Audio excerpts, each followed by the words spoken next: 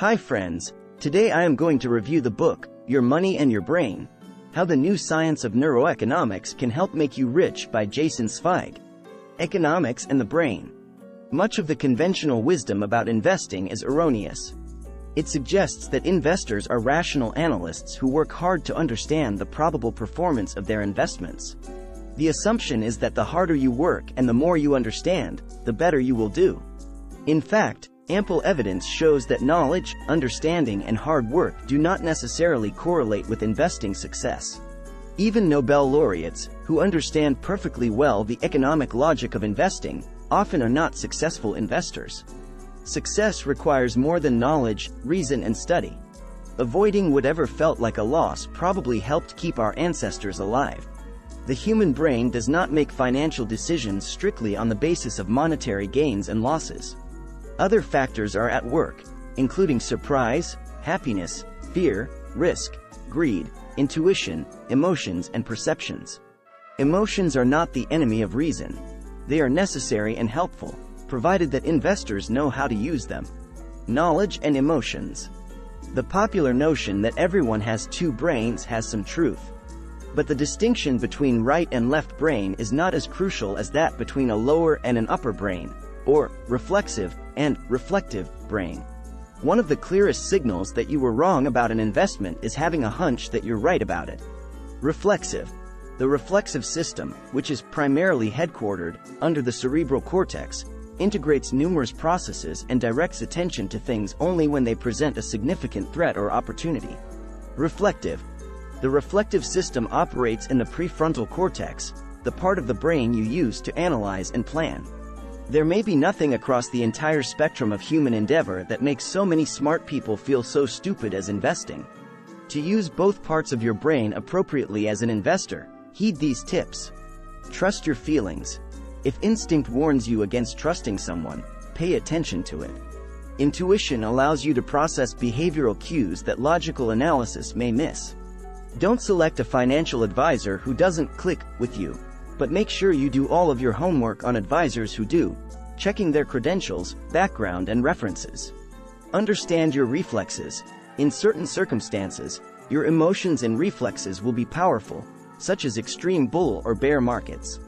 In these situations, make sure that you engage your analytical reflective system and be wary of your instincts. Question your judgments repeatedly. Not your reflexive brain may portray decisions in ways that are easy for it to process, but such depictions may be inappropriate. Test your assumptions. Don't just question your beliefs and convictions, try to disprove them. This is a powerful technique for assessing and double-checking your decisions. Use common sense. Financial advertising is designed to influence your feelings, reflexes, and unconscious disposition. Over 3 years, a chimp flinging darts in the dark has a 12.5% chance of outperforming the market average. Set formal rules for your investments and follow them. Avarice, anticipation, and happiness. Laboratory studies indicate that anticipation of a financial reward is more powerful than the feeling of satisfaction when you actually receive that big payoff. Anticipation can move the stock market in strange ways.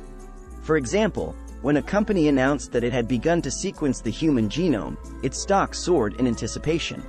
But when the company's chief scientist announced a year later at a White House press conference that the firm had completed the sequencing of the human genome, the stock collapsed. What happened? Perhaps nothing more than an end to anticipation.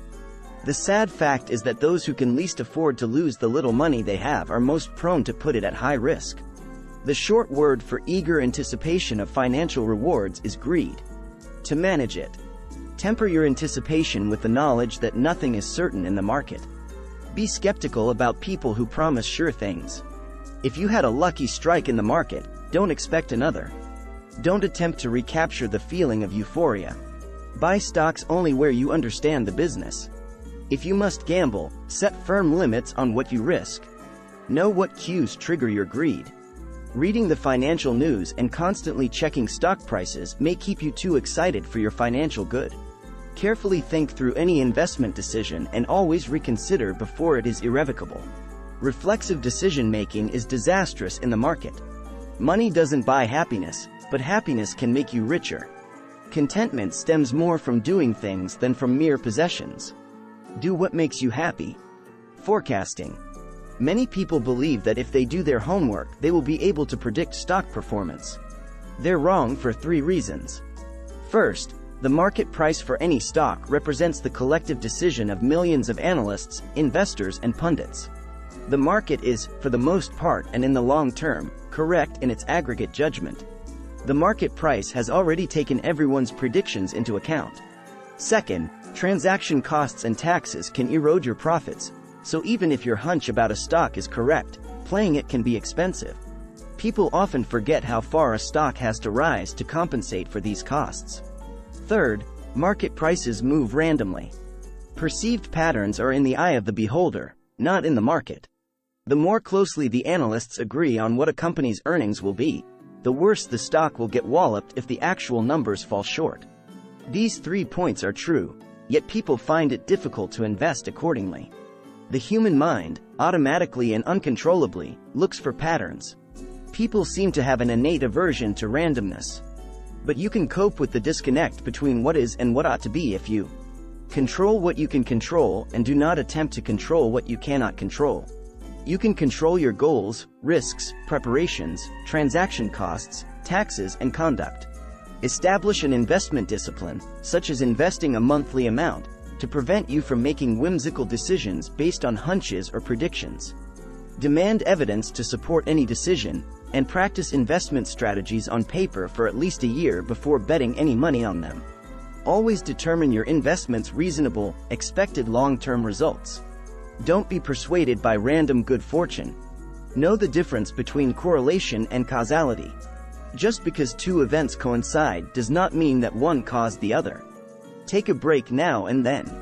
If your brain focuses too intently on any set of data, you're likely to create patterns within it.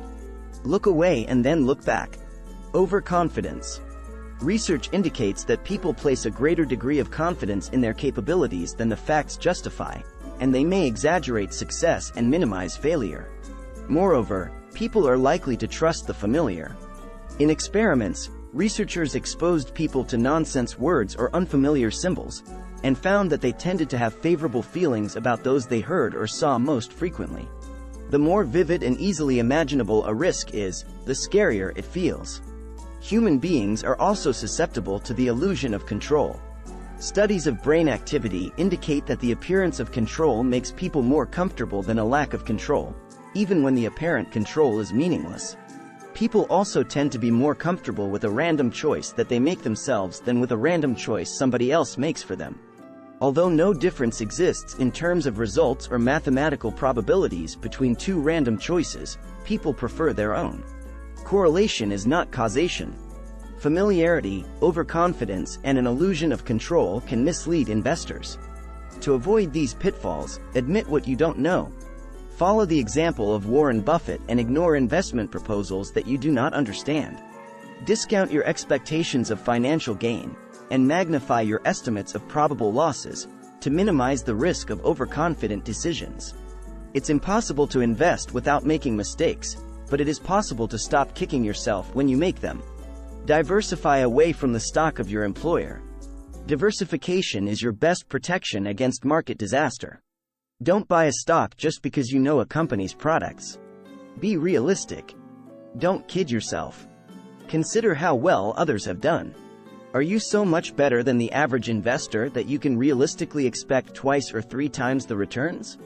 Do your reflective, analytical homework. Think like a 4-year-old. Always ask why. Then ask why again and again. Keep a diary of your investments or track whether performance correlates with your emotions. The diary will help you learn from your mistakes. After all, you've paid for them. Risk and regret.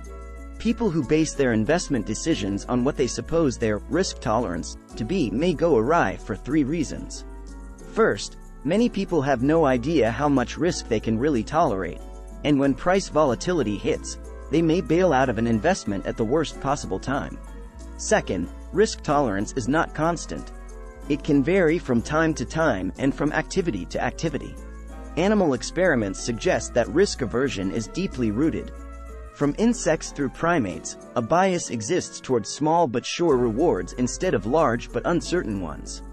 Third, the way a probable risk is framed or described can lead people to perceive it as more or less risky. A 90% chance of succeeding is the upside of a 10% chance of failing. Nevertheless, attitudes about a proposition that stresses success will differ from attitudes about a proposal that emphasizes a 1 in 10 chance of failure. The harder a task is and the closer the odds of success come to 50-50, the more inclined we are to be overconfident about our chances. What other people think, feel, or say affects your risk perceptions. Information is contagious, and so are feelings about rewards and risks. Moreover, regret is a risk. Someone who earns a 10% return on capital may be satisfied until he meets someone who has earned 30%. To manage your attitude to risk. The good news is that neuroeconomics can help you bring your confidence into sync with reality, making you a better investor than you may ever have imagined. Take time to consider investment decisions. Do not act reflexively based on your perception of risk because framing and other factors can change it. Be your own advisor.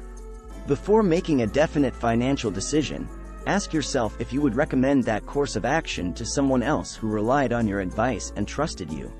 If you would not recommend it, why would you do it? Study enough financial history so that you will be prepared for ups and downs. Wait before acting when the crowd is running in fear from falling prices. Remember, falling prices make investments less risky. Draft an investment policy statement, setting out your goals and the rules that you will follow to reach them. Seek a devil's advocate to argue against your assumptions and try to disprove your own investment case. Understand yourself and how you react to risk in different circumstances. Don't panic. Research on fear has shown that it is contagious. The amygdala, a brain region associated with fear, becomes active in response to certain facial expressions, body postures, or words that express fright or threat. The very thought of losing money causes fear. Uncertainty itself can be frightening and makes people behave irrationally. To deal with investing fears, talk yourself out of panic. When your fear centers are firing in response to something you've seen or heard, try to describe what's happening in your own words. Rephrase and reframe. Take a deep breath. Break away from the crowd. Takeaways. Many investment decisions occur unconsciously. People often are unaware of the real reasons behind their actions.